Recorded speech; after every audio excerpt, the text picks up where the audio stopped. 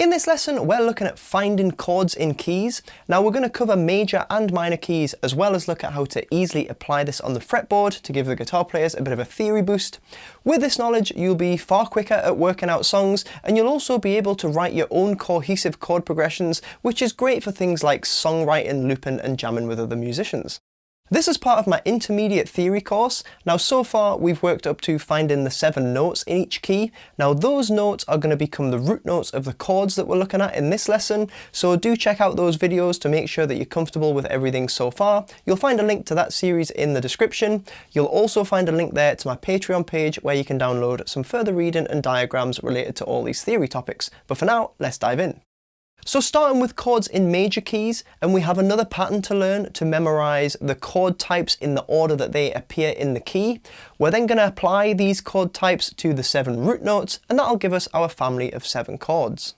So the pattern goes major, minor, minor, major, major, minor, diminished. Once again, that's major, minor, minor, major, major, minor, diminished. If you can get that pattern ingrained in your mind, it'll serve you really well going forward, so let's talk through it in a bit more detail. Because we're talking about major keys, the first chord has to be major, as this is the root chord or tonic chord of the key. So it might seem obvious, but for example, if you're in the key of G, the root chord would be a G major. Chords 2 and 3 are both minor, and this is the only occurrence where you find 2 minor chords next to one another, so that can help you remember those. And chords 4 and 5 are both major, and this is the only occurrence where you get 2 major chords next to one another, so that can help you remember those also. The 6th chord is another minor, and it's actually the root of the relative minor, which I covered in detail in the scale construction video, so I'll link that in the cards if you're unfamiliar, but that's quite a good association to make. And finally we have the 7th, which is a diminished chord. Now don't let this put you off, it's not used commonly in the majority of pop, rock and similar genres, but it does crop up a little bit more in styles like jazz. You might come across it occasionally if you're learning a lot of songs, so it is worth knowing about, and honestly it isn't that difficult to play, but when getting started with keys, I'd say for most players you're best off mastering the other 6 major and minor chords first. So let's apply this to the key of G major as an example. Now you should know from the previous lesson that G contains the notes G, A, B, C, D, E and F sharp, and if we apply those chord types to these root notes, we'd end up with G major, A minor, B minor, C major, D major, E minor and F sharp diminished. These are the 7 chords in the key of G major, so you can play about with these chords in any order and they should work pretty well together and sound musical and cohesive. This order of chords is also referred to as the harmonized major scale because we're literally building chords by harmonizing the root, 3rd and 5th from each note, and the reason we end up with a mixture of major, minor and that one diminished chord is because of the unequal steps of the major scale. You might remember the tone, tone, semitone pattern from the scale building video, so that means that that order of chords is predetermined and can therefore be applied to every major key. For example, in the key of G major, the root, 3rd and 5th from G gives us the G major tonic chord as the first degree, but for the second degree, the root, 3rd and 5th from A give us A minor because C is the minor 3rd of A, not the major 3rd. And this continues with majors and minors until you get to the 7th chord, which obviously uses the 7th degree as the root, which in this case is F sharp. And you have to picture the scale continuing into its 2nd octave to find the 3rd and the 5th from that point, which end up as A and C respectively. Now the A is the minor 3rd to F sharp and C is actually a diminished 5th rather than a perfect 5th. So that combination of root, minor 3rd and diminished 5th creates a diminished triad, hence the F sharp diminished as the 7th degree chord. Now you've heard me referring to these chords using the scale degree numbers 1 to 7, which is really commonly done and a good way of explaining chord progressions. For example, you could talk about a 1-4-5 progression, obviously containing chords 1, 4 and 5 of the key. So in the key of G that would be G, C and D chords. Now I'm going to talk more about this in the following lesson when we look at harmonic analysis, but for now I do want to introduce the idea of using Roman numerals to symbolize chords in a key. Numerals are helpful because they avoid getting mixed up with other numbers on charts and things like that, and when you see numerals in music, you know it's always referring to chords in a key. So here are the Roman numerals from 1 to 7 representing each chord, and you'll also notice that the major ones are capitalized with the minor ones in lowercase form. Not everyone does this, but it gives you extra information about the chords, so I think it's useful to adopt. And you can also add extra chord symbolism to the numerals, such as the diminished sign on the 7th degree chord. That's the little circle which also looks like a degree sign. But you can also do this with types of 7th chords or sus chords and so on, if it's helpful in the context that you're using them. So pulling everything together, we've looked at G major, but let's run through some other examples to help you get used to it. The key of C is another easy one, as there's no sharps or flats, so it's simply C major, D minor, E minor, F major, G major, A minor and B diminished. And if we look at a key with a few sharps, E major has E, F sharp minor, G sharp minor, A, B, C sharp minor and D sharp diminished. And if we look at a key with a few flats, A flat major has A flat, B flat minor, C minor, D flat, E flat, F minor and G diminished. Try a few other keys yourself just to make sure you've got it down, and remember the method for finding the root notes in each key is covered in the previous lesson. So let's take a look at a good way to apply major key chords on guitar. We'll go back to our example in the key of G. Now you could just learn the chords that fit and play the open chord versions, and this may be where you ultimately want to go because open chord voicings tend to sound pretty nice, but I'm going to show you a more versatile method that you can use to apply instantly to any key. So first of all, we need to identify the root notes, and in G, if we start in the 3rd fret of the low E string, that gives us our G root note, and if we follow the dots on that string, or birds if you happen to be playing a PRS, so up to 5th fret and 7th fret, that gives us the root notes of the 2nd and 3rd degree chords also. If we then move on to the A string and play the same 3 frets, so 3rd fret, 5th fret and 7th fret, that gives us the root notes for chords 4, 5 and 6.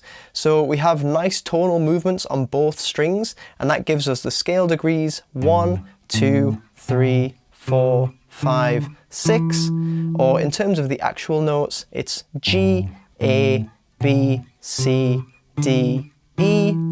Now we'll add the 7th, the F sharp, in shortly. As mentioned, it's less common, so we're going to prioritize the more standard major and minor chords that you're going to be using quite a lot.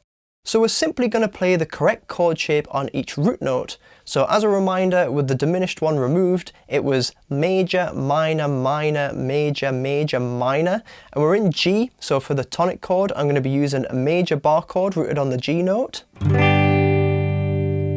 The second is a minor chord, so I'm going to shift up a tone to the A root note and use a minor shape to give us A minor as our second chord. The third was also minor, so I'm going to shift up another tone to the B root and use a minor shape for B minor as the 3 chord. Now for the fourth, we're shifting onto the next string, and I think it's good to relate everything back to the tonic at this point. So remember, our original root note G was on the 3rd fret of the bottom string, and to shift directly to the 4th, you just move up 1 string in pitch. So it's really helpful to learn interval movements around the root note so you really know your bearings, and that upwards movement of a 4th onto the next string is a really handy one. So in this key, that means our 4th is rooted on the C note, and the 4 chord is the first of the 2 consecutive majors. So I have to use the right shape to get a C major here, and that gives us our 4 chord. Then the 5 chord is the 2nd major of that pairing, so we're just going to shift up another tone to the D root note and use the same shape for a D major as the 5 chord. And it's also worth memorizing that diagonal movement from the original tonic to the 5th. And finally, for now, the 6th chord is minor, so we shift up another tone and play the minor shape, which gives us E minor. That's the 6th degree of the key and also the root of the relative minor, so the keys of both G major and E minor contain all of these chords. So to recap those 6 main chords, we had G major, A minor, B minor, C major, D major, and E minor. And in terms of scale degrees, that's the 1 chord, 2 chord, 3 chord, 4 chord, 5 chord, and 6 chord. And just to give you a bit of a demonstration of how this all works, I can just jam about on these chords in pretty much any order and it should sound pretty musical.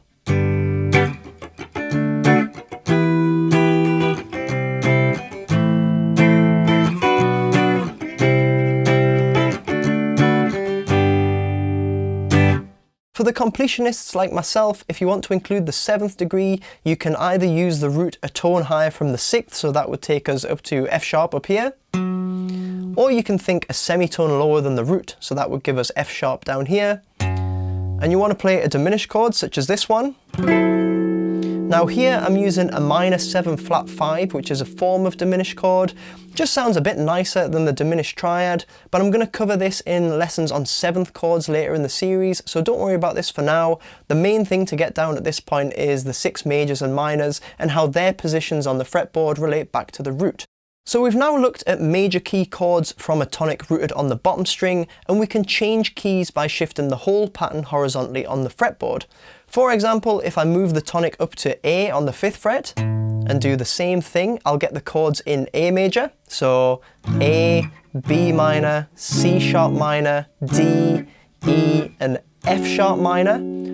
Likewise, if I shift the pattern all the way down to the 1st fret, I'll get the chords in the key of F major. So F, G minor, A minor, B flat, C and D minor. But this gets pretty awkward higher up the fretboard. For example, if you imagine doing it in the key of D, you'd end up using chords way up past the 12th fret, which isn't really as friendly to play or as useful as a reference. So now I'm also going to show you how to do this from an A string root, and we'll start with D as an example. So we have our tonic chord, D major, rooted on the 5th fret of the A string. And the first 3 chords are fairly easy. We can still just play that major, minor, minor pattern using the tone movements on the same string. So we end up with D major, E minor and F sharp minor as chords 1, 2 and 3. However, we're now going to play chords 4, 5 and 6 on the bottom string, which is where it gets a little more complicated. So the pattern might seem a little bit inverted, but it's easy to learn and it keeps all the chords in familiar territory. So from an A string root to get to the 4 chord, unfortunately we can't simply reverse the jump that we saw earlier and move down a string, as this would actually lead us to the 5th. You might remember from the circle of fifths lesson that 4ths and 5ths are the inverse of one another. So relative to our starting position, if we move up a string, we actually move to the 4th, but if we move down a string, we move to the 5th. So more specifically, if we start on that A note, D is the 4th, but if we start on a D note, A is the 5th. And this is really important to understand, and I have fretboard diagrams showing interval movements and chording key roots on my Patreon page, so do check that out if it's helpful. But for now, back to our chords in D, and to find the 4th, we actually have to move down a string and down 2 frets. So it's a descending diagonal movement. So from D, our 4th movement takes us to G, and the 4th is a major chord, so we have a G major. From there we continue as before, so upper tone takes us to the 5th, which as we've just discussed now sits a string below the tonic, so that would be an A major. And up another tone takes us to the 6th, which is a minor, so use the minor shape and you get B minor, the relative minor of D.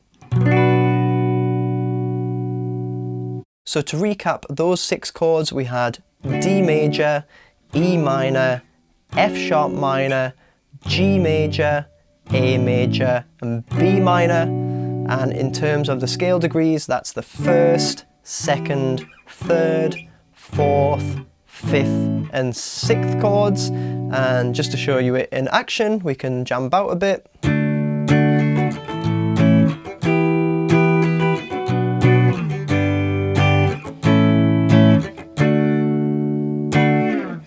And once again for the 7th, we can either go up a tone from the 6th or just a semitone below the tonic.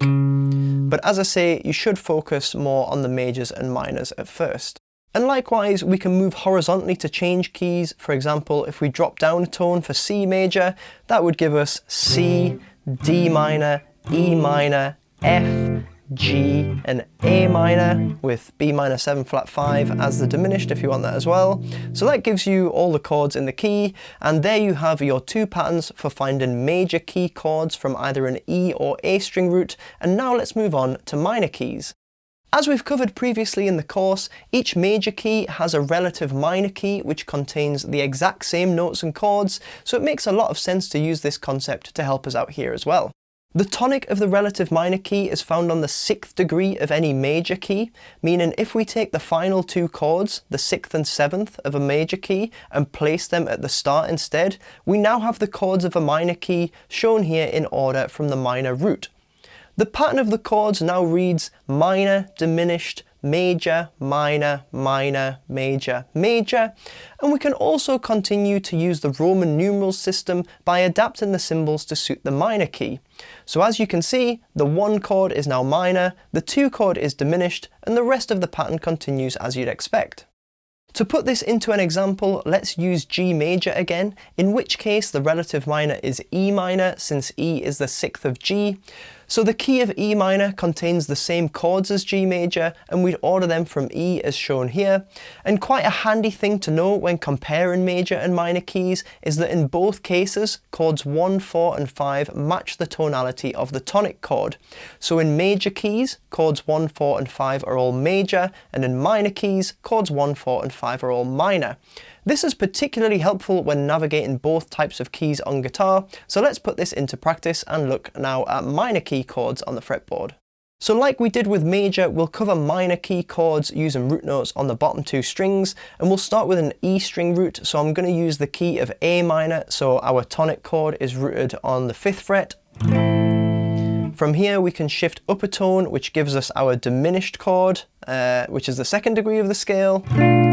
I'm using that B minor 7 flat 5 again, but as I've mentioned, this chord isn't so common as the others, so don't worry about it too much for now.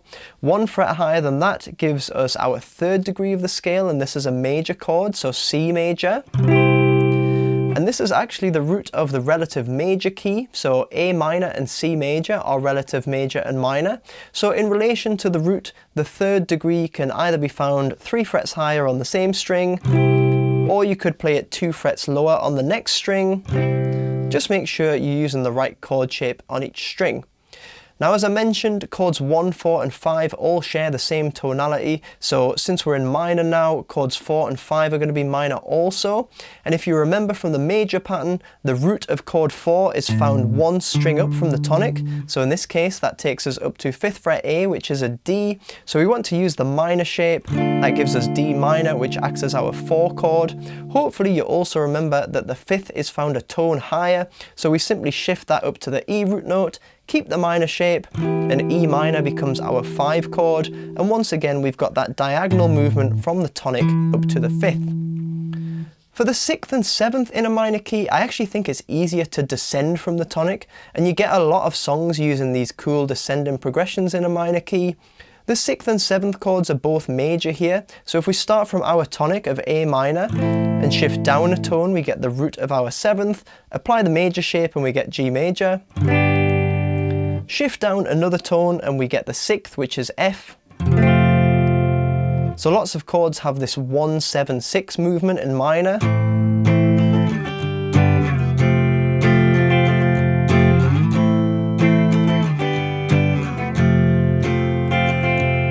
So I'm slipping into a kind of Stairway to Heaven sounding thing here, but that's quite a good example of it being used. So just to recap the whole key, we've got our tonic A minor. The 2nd is going to be B diminished or B minor 7 flat 5. Then we've got C major, the relative major. Up to the 4 chord, which is going to be D minor. The 5 chord is E minor. And then if you think about descending from the root note for the 6th and 7th, the 6th is F. The 7th is G. And then rounding it off back to the root note again. Now we're going to do the same thing using an A string root note. So once again, let's use D on the 5th fret. So finding the chords in the key of D minor, obviously starting with D minor itself. Then we've got the diminished on the 2 chord, a tone higher, so it's going to be E minor 7 flat 5. followed by the relative major on the 3 chord, a semitone higher than that, which is F major. So in this case, F major and D minor are relative major and minor of one another. Then if you remember from earlier, the 4th degree from an A string root is found 1 string and 2 frets below, so that takes us to G minor for the 4 chord. 1 string directly below the tonic is the root of the 5 chord, so that gives us A minor. Then the final 2 major chords, the 6th and 7th, are B flat and C, and we could play them on the bottom string also. Or like before, we could play them on the same string as the root, which makes those popular descending patterns a little bit easier to spot. So to recap all of those chords, we had D minor as the 1st degree, E minor 7 flat 5 as the 2nd degree, F major as the 3rd degree and relative major, G minor as the 4th, A minor as the 5th, and then B flat as the 6th, and C as the 7th. And once again, we can just jam about on these chords.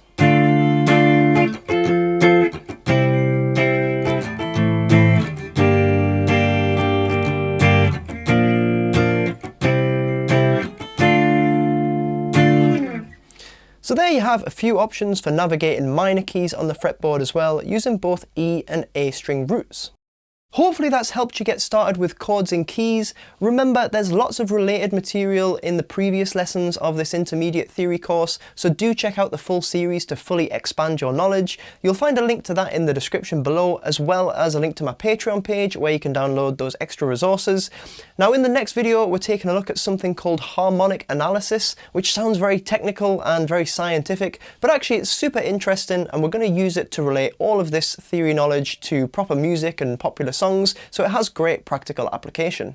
There's plenty more lessons and guitar tutorials on the channel, so be sure to subscribe for more, and I'd really appreciate you giving this video a like if you found it helpful, and I'll see you in the next one.